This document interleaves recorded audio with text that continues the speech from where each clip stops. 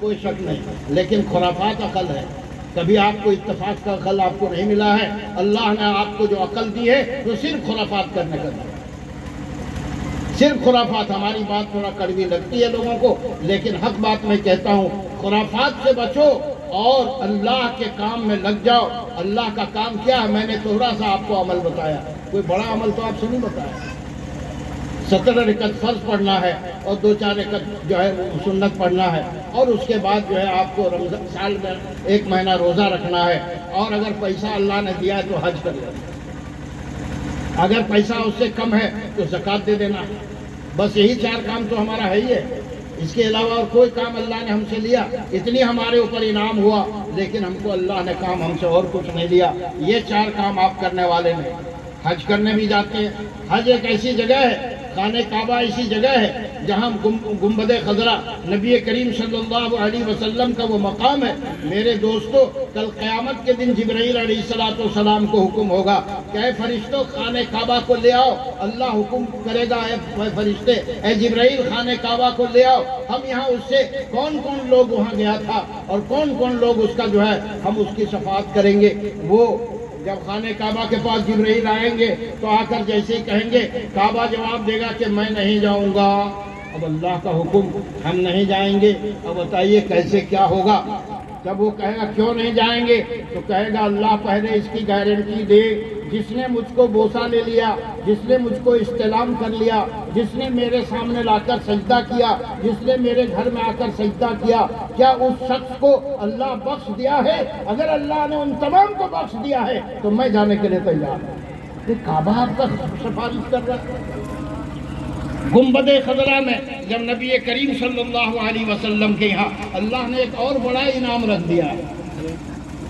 نبی کریم صلی اللہ علیہ وسلم کے اپنے جہاں مدفون ہے، جو کمرہ آپ کا ہے، اس کمرے سے لے کر منبر تک کے بیچ میں اس جگہ کا نام ریاض الجنہ ہے، یعنی جنت کا ایک ٹکڑا. اللہ رسول نے فرمایا کہ یہ جنت کا ٹکڑا ہے.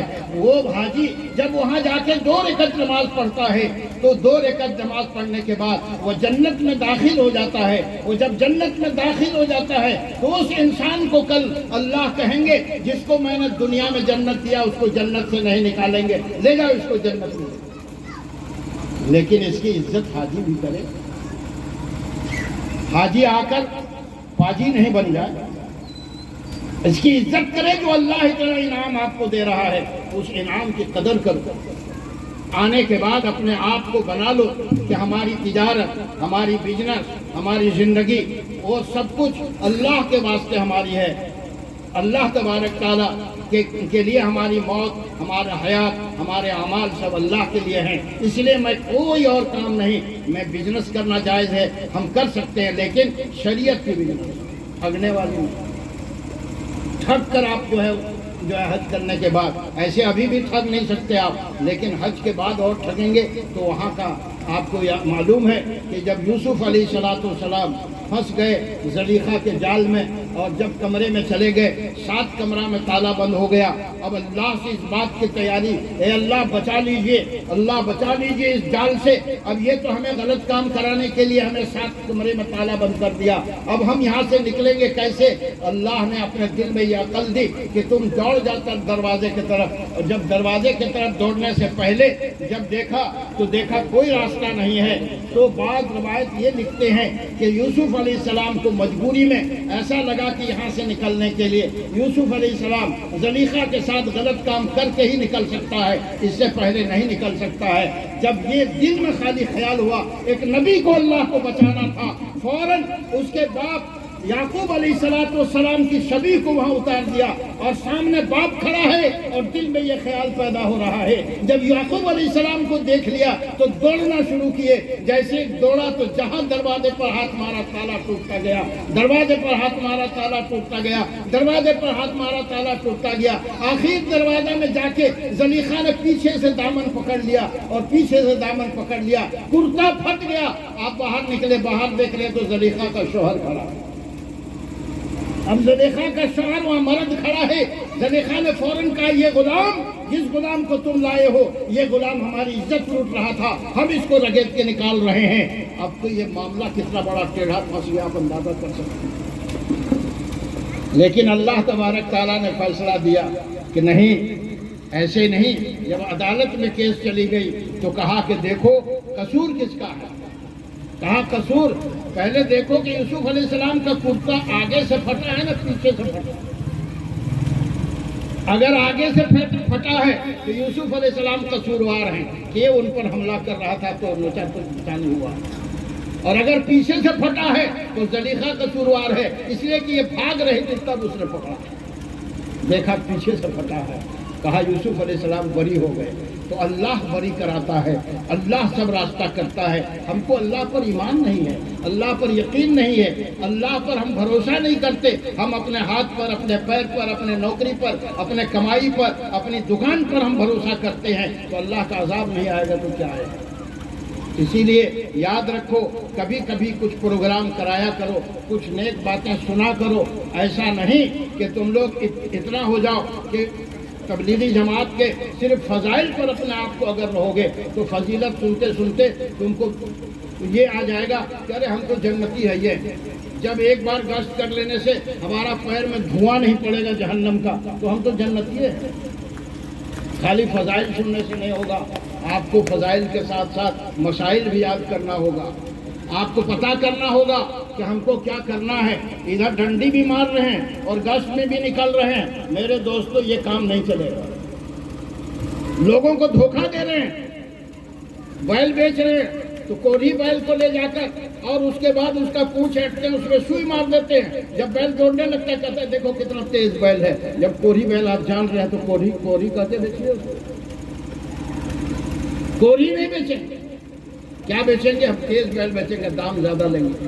جب تم ٹھگتے ہو، اس قوم کو ٹھگنے والا مسلمان کبھی بھی وہ ترقی نہیں کر سکتا۔ بھلے پتھر کا گھر بنا لے، پہلے کار ایک کو چھوٹی سی مل جائے، لیکن یہ تھوڑا سا موچ میں تاب دے کے جب کار میں بیٹھے گا تو جو داڑھی تھی اس کو بھی مڑا دے گا، روز جو ہے لپسٹک پلسٹک لگا لے گا، عورت کی طرح وہ نکلے گا اور نکل کے اس کے بعد آگے بڑھے گا اور کہے گا مجھ سے بڑا آدمی کوئی نہیں۔ تمہاری حقیقت کیا ہے؟ یہ چند کوڑی، اللہ والے کوڑی کو کچھ نہیں سمجھتے۔ اللہ والے کوڑی کو لات مارتے ہیں، اس لیے اللہ والوں کی صحبت میں آیا کرو۔ اللہ والے بتاتے ہیں تم کو کہ تم کو کیا کرنا ہے کیا نہیں کرنا ہے۔ بہر کے وقت میں نے بہت آپ کا لیا، اور اس لیے میں نے خاص کر لیا کہ بہت دنوں بعد آپ نے بلایا تھا اور بہت دنوں بعد آپ بات سن رہے تھے۔ ابھی تو 2 گھنٹہ ہم کو بولنا چاہیے تھا، لیکن وقت کمی ہے، مفتی صاحب بھی بیٹھے ہوئے ہیں، اس لیے میں آپ سے بات کرنا چاہتا ہوں کہ آپ لوگ کم از کم اپنی نوجوان کمیٹی بنا لیں، اور گاؤں میں مکتب، باہر ہمارا مولوی کیوں جائے گا، ہمارے گاؤں میں ہمارے بچے کو پڑھائے گا۔ اور اگر گاؤں کا مولوی پسند نہیں ہے تو ہم لوگ مولوی دیں گے باہر سے، اور ہم آپ کو دیں گے، اور آپ روز کم از کم اتنا کرا دیں کہ قرآن پاک کو نورانی قاعدہ سے لے کر ناظرہ تلفظ کے ساتھ ختم کرا دیں، اور 1 پارہ اما پارہ کا حافظ بنا دیں، اور دینی تعلیم کا رسالہ 10 تک اور تعلیم الاسلام کا 4 تک، اور بچیوں کو بہشتی زیور تک اتنا پڑھا دیجئے، اور اللہ واسطے اس کو چھوڑ دیجئے۔ اتنا کرانا آپ پر فرض ہے۔ اگر آپ نے یہ نہیں کیا تو کل یہ بچے اور بچیاں جو کالج میں جا کر کسی کے ساتھ بھاگتی ہے، چاہے وہ ہندو ہو یا مسلمان، اگر وہ جاتی ہے، اگر وہ زنا کراتی ہے، اگر یہ بچیاں برائی کرتی ہیں، اگر یہ موبائل پر غیر محرم سے بات کرتی ہے، وہ سب کا بوجھ تیرے اس کے باپ اور ماں کو پڑے گا، اور اس کے ماں اور باپ اس کا گناہ کا حقدار ہوگا۔ اور جو اپنے نوجوان بچے اور بچیوں کو شادی نہیں دیتا ہے کہ ہم یہ گریجویشن کرے گی، نوکری کرے گی تب اس کو شادی دیں گے، ہمارا بیٹا کہیں جاب میں آئے گا تب شادی کریں گے، اس بیچ میں جتنی گناہیں وہ کرے گا وہ ماں باپ جہنم جائے گا، اس لیے کہ اس نے جوان اور بالغ ہونے کے بعد اس کا فرض انجام نہیں دیا، اس کو نکاح نہیں دیا۔ نکاح